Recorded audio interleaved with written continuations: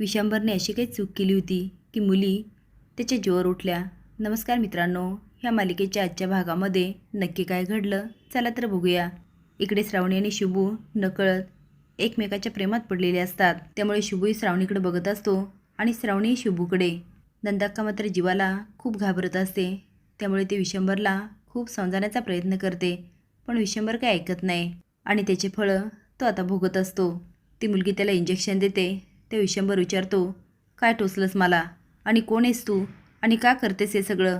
ती मुलगी आता सांगत असते, पण थोडासा उशीर होतो आणि विशंभर बेशुद्ध होत असतो. ती मुलगी म्हणत असते, तू योजना आणल्या आणि फाईलवर सह्या करत गेलास. तुझ्या एका सहीने आमच्यासारख्या गरीब मुलींचे रक्ताचे पाठ वाहिले. मरण काय असतं आणि शेवटचा श्वास काय असतो हे आज सगळेच बघणार. विशंभर खूप ऐकण्याचा प्रयत्न करतो.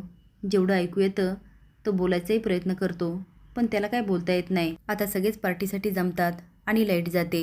सगळ्यांना वाटतं विशंभरकडून खूप मोठं सरप्राईज आहे, पण ती मुलगी आता विशंभरला खुर्चीवर ठेवते आणि खुर्ची लोटत खाली घेऊन येते. विशंभरने एका बाजूला मान टाकलेली असते. त्याची अशी अवस्था बघून सगळ्यांच्या पायाखालची जमीनच सरकते. श्रावणी तर शॉकून बघत असते आणि म्हणते, बाबा. तिला मारण्यासाठी पोलीस पुढे येतात, पण तेवढ्यात ती मुलगी कपडा बाजूला करते तर विशंभरच्या गळ्यामध्ये बॉम्ब बांधलेला असतो.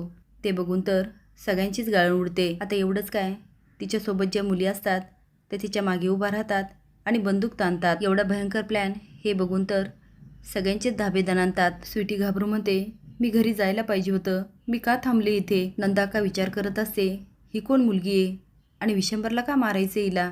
अरे देवा, मला वाटलंच होतं नक्कीच काहीतरी भयंकर घडणार. मी सांगत होते याला वाढदिवस नको वाढदिवस नको, पण हा ऐकायलाच तयार नाही. आता हा बॉम्ब फुटला तर याच्यासोबत सगळेच मरणार. श्रावणी ते बाबा.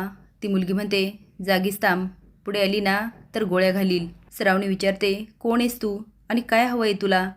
माझ्या बाबांना का किडनॅप केलं. ती मुलगी म्हणते, तुझा बाबा नराधम आहे नराधम, त्याने आमच्या आयुष्याची वाट लावली.